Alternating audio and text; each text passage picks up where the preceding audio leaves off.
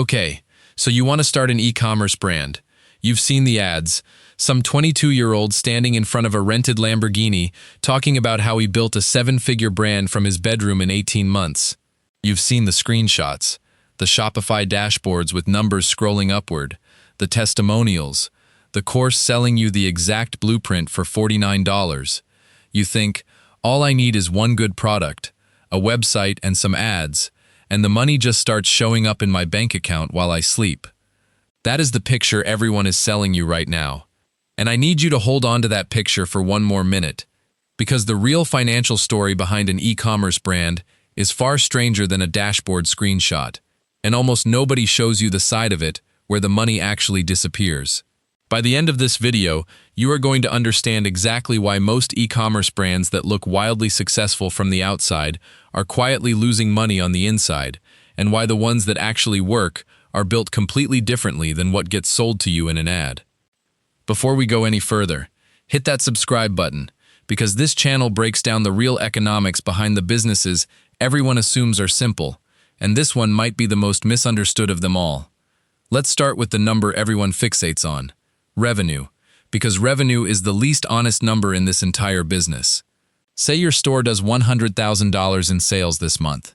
That sounds enormous. It sounds like you made it. But revenue is not profit. It is not even close to profit.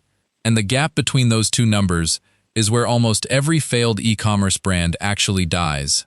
Start with the cost of the product itself. If you are sourcing from a manufacturer, whether that is overseas or domestic, you are typically paying somewhere between 20 and 40% of your retail price just for the physical goods, before shipping, before packaging, before a single customer has even seen your product. Add freight and customs, and if you are importing inventory internationally, shipping costs alone can eat another 5 to 15%, depending on the size and weight of what you are selling. Plus tariffs that shift unpredictably based on trade policy and can add 10 to 25% on top with almost no warning. Then there is the cost of actually acquiring a customer, and this is the number that quietly bankrupts more e-commerce brands than any other single factor. Running ads on platforms like Meta or Google typically costs anywhere from $15 to $50 to acquire a single paying customer, depending on your industry and how competitive it is. And that number has been climbing steadily for years as more brands crowd into the same platforms bidding for the same eyeballs. If your average order value is $35 and it costs you $30 in ads just to get someone to click buy, you have already lost money on that sale before you have paid for the product itself. Now here's where it gets interesting, because the sale itself is honestly the easy part. The real financial commitment of running an e-commerce brand is not a single transaction. It's an entire operational machine running in the background that most new founders never budget for until it's already draining their account. Payment processing fees take another 2.9%, plus roughly 30 cents on every single transaction, which sounds small until you're processing thousands of orders a month. Then there's fulfillment, because someone has to pack that box and ship it, and whether you're doing it yourself at your kitchen table at midnight or paying a third-party logistics company, warehousing, picking, packing, and shipping typically adds another 15 to 25% of your product cost per order. Returns are the silent killer nobody talks about, because in categories like apparel, return rates can run as high as 20 to 30%, and every single return means you paid for the ad, paid for the outbound shipping, and now you're paying for return shipping too, often on a product that comes back damaged and can't be resold at full price. Add software subscriptions, your Shopify plan, your email marketing tool, your inventory management system, your customer service platform, and you're easily looking at $300 to $1,500 a month in recurring tools before you've shipped a single order that month. If you've subscribed already, thank you, and if you haven't yet, this is genuinely the moment, because what comes next is the part that separates the brands people actually recognize from the 90% that quietly disappear within 2 years. Let's talk about inventory, because this is where the real financial trap of e-commerce hides. When you order inventory from a manufacturer, especially overseas, you are typically required to pay upfront, often 30 to 50% before production even begins, with the remaining balance due before the goods ship. That means you are spending real cash months before you have sold a single unit, And it gets worse from there, because most manufacturers have minimum order quantities, meaning you might be forced to buy 500 or 1,000 units of a product just to get a reasonable per unit price, tying up tens of thousands of dollars in inventory sitting in a warehouse, unsold, while you're still paying rent on the storage space it occupies. Picture this. You launch a new product that tests brilliantly in small quantities. The ads convert well, customers love it, so you place a big order to scale up. $40,000 worth of inventory, confident this is the moment your brand takes off. 3 weeks later, a competitor launches an almost identical product at half your price, or the trend that was driving your sales simply fades the way trends do, and suddenly you're sitting on $40,000 of inventory, moving at a fraction of the speed you projected, with cash tied up that you now can't use for ads, can't use for new products, and can't use to pay yourself, while the holding costs and eventual discounting to clear that stock quietly erode whatever margin you had left. This exact scenario, brilliantly summarized as running out of cash while sitting on a warehouse full of product, is the single most common reason profitable-looking e-commerce brands actually collapse. This is exactly why so many successful e-commerce founders talk obsessively about something called inventory turnover, essentially how many times a year you sell through and replace your stock, because a brand that turns its inventory 8 times a year is in a completely different financial position than one that turns it twice, even if their revenue numbers look identical on the surface.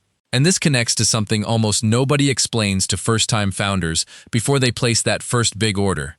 The category of product you choose determines your entire cash flow reality.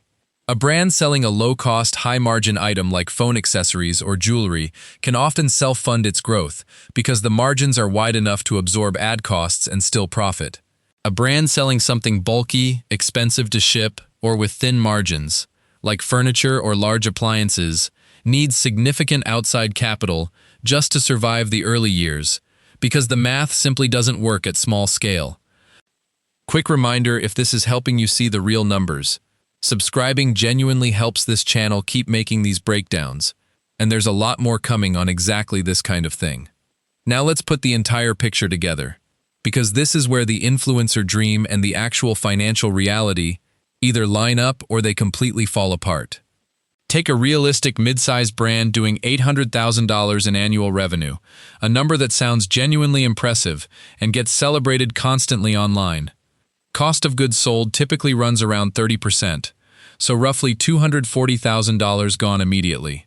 Shipping and fulfillment take another 15%, $120,000.